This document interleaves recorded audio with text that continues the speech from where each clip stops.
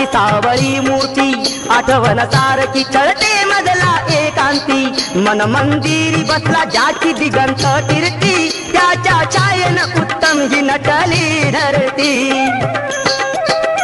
चेरीत मधला सारी गोकुळ नगरी चेरीत मधला सारी गोकुळ नगरी वेडी झाली राधा ऐकून बासरी वेडी झाली राधा ऐकून बासरी